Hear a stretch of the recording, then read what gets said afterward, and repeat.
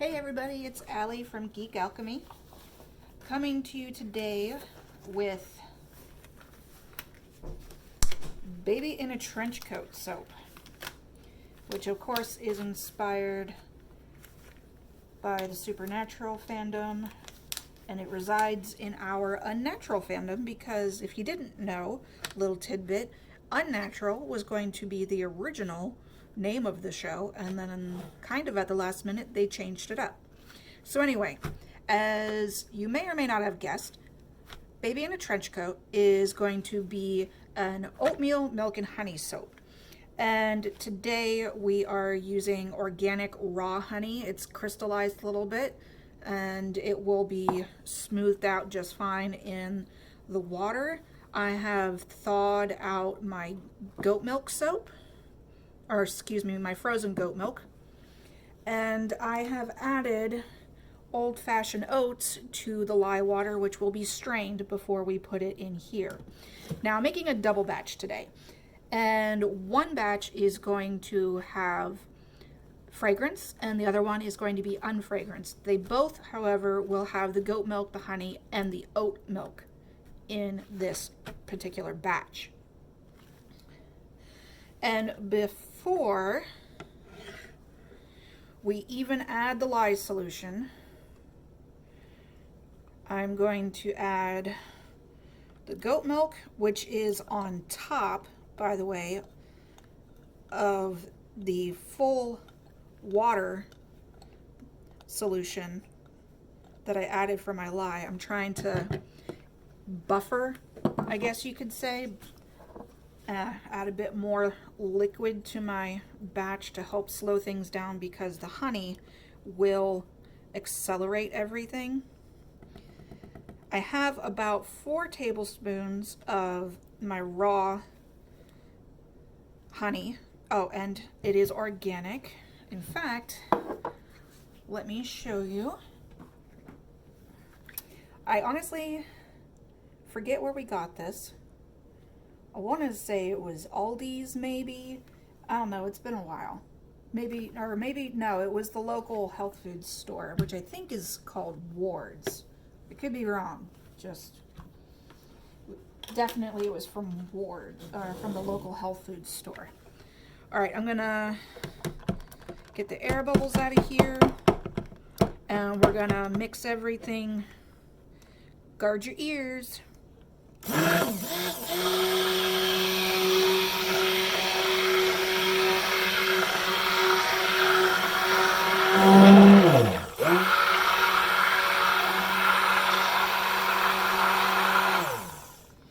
As you can see, or maybe you can't see, there is some bits of pollen in here, so this soap might be unintentionally textured.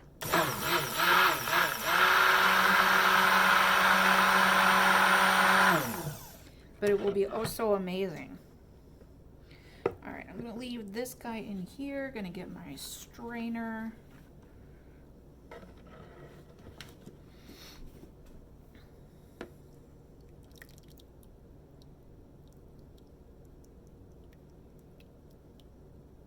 Another reason I've decided to add the goat milk on top of the water is because I expect the oatmeal to, as you can see, soak up a good amount of that water.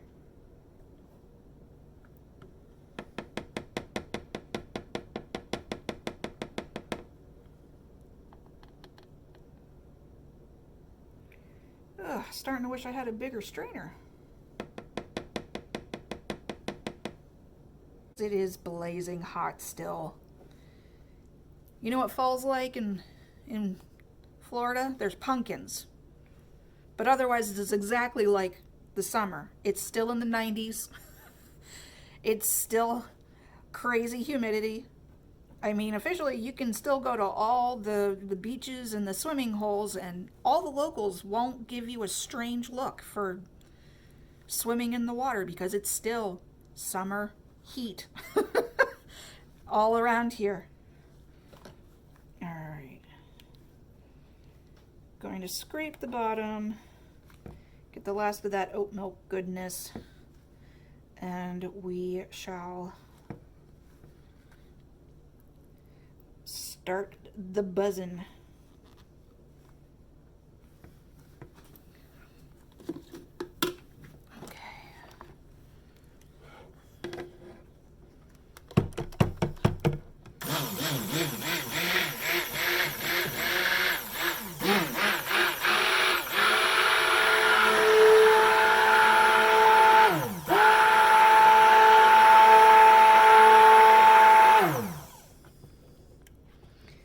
Yeah, just as expected, we kind of got,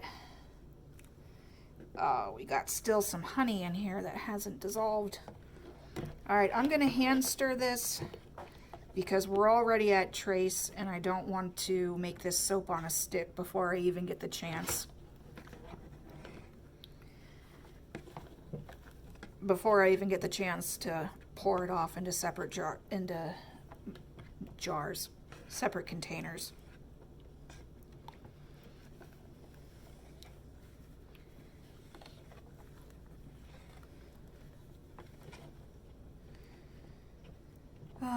Maybe next time I won't add so much honey. I don't know about anyone else, but I absolutely love honey in my soaps. It creates such a bubbly experience. The bubbles are big, they're soft and fluffy, and I love milk. I love milk soaps, like many of you do, for the creamy factor and just the luxury feeling it gives you. So there are two milks, oat milk and goat milk. All right, I'm gonna give this one more buzz.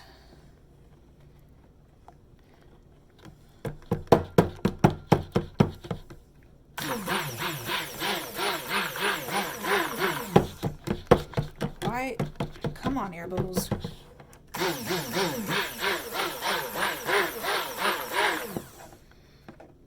All right.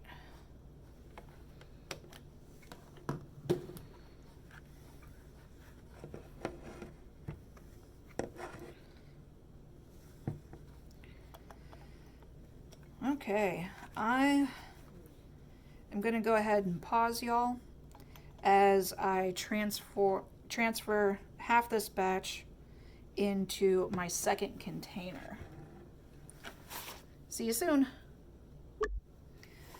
All right, guys, we're back. I have separated off my two batches, adding the oatmeal milk and honey scent to this particular batch and leaving the other one, again, free, clear, natural, all the good stuff. Oh my gosh, this smells just like an oatmeal cookie and a glass of milk. This is smelling so, so good. All right, so what else can you expect in the upcoming release? Well, I will have Their Dad or Bobby's Inspired soap on the shelf with this. I will also hopefully have my peppermint, my candy cane swirled. I'm gonna just do the snowflakes of that, I think. I don't think I'm gonna do the bars. I might change my mind, but for now that's the plan. I will not bring Krampus back. Sinterklaas is coming back, but I'm just gonna simply name it Sugar Cookie. That way there's no confusion as to what this might be. I'm thinking I'm gonna either add a vanilla stabilizer or zinc oxide to that batch because of how dang dark it got the last time. I'm like, woo!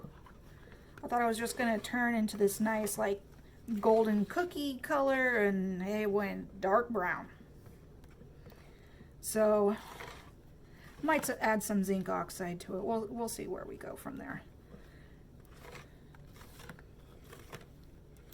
I wrote all this down, and you know, of course, I can't find it now. I'm also really trying to get all the ingredients I need for moose and squirrel so that I can restock them right away. And they both will have a revised fragrance. Squirrel will still have that nice leather fragrance to it, but it's also going to have an apple pie. Moose is going to be, hopefully the coffee will come through a bit stronger. Going to do more coffee, far less of the berry hair product smell that was in there last time. And I'm also going to up the cedarwood essential oil in Moose. That way there's more of a masculine tone to it. I'm really thankful. This got thick kind of quick, but it's behaving wonderfully. And I'm gonna say that I hand stirred this in long enough.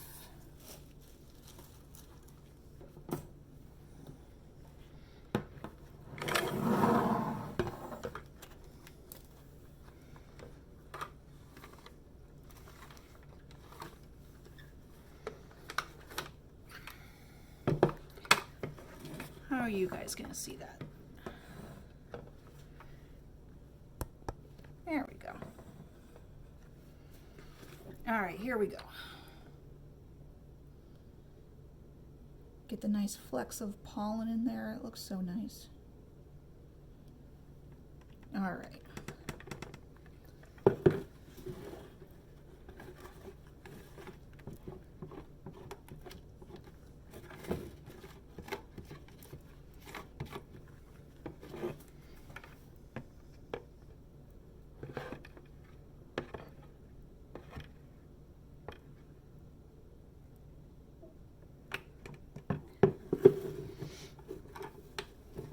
Oh, my grip has gotten slippy. Raw soap on my hands, which is why you wear gloves, so you don't burn your skin.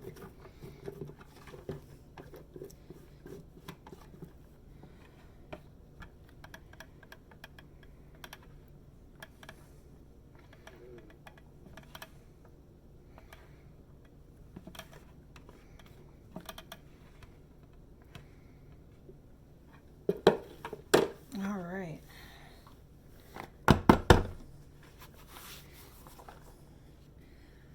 And freshly washed.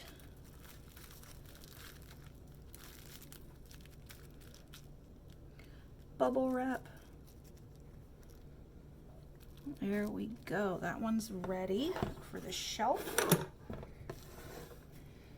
Now, bring over this guy.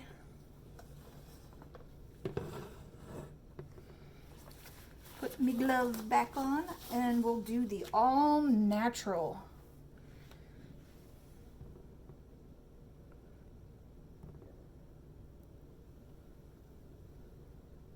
Oh, this looks lovely.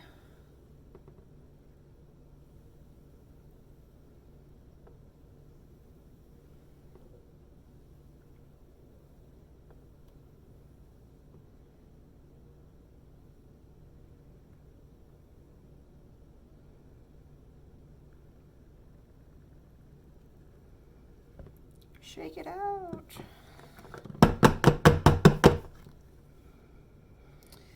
Okay.